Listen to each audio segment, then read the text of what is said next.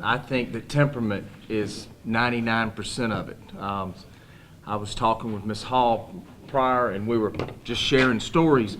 And a knowledge of the law is, that really is that'll get there. I mean, you know, whether or not they're learned hand at the moment they step in the door is not the most necessary thing. I think a judge is at its best when they're 90% human and 10% lawyer. And, you know, I've seen 1,001 judges take their knowledge of the law to shut me up and not let me even finish my argument. A lot of times my argument might not rise to the level of protecting you entirely or protecting my client entirely from your power, but it could color what you decide to do at the end.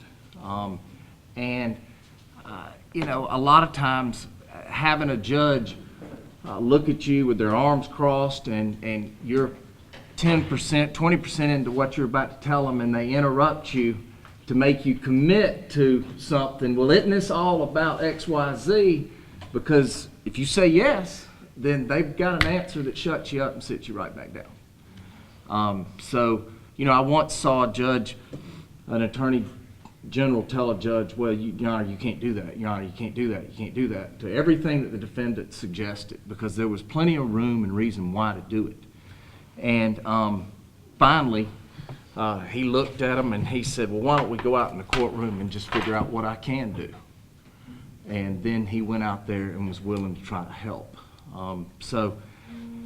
You know, there's nothing like getting a good healthy dose of the judge's knowledge of the law when it's always used to shut you up and sit you down.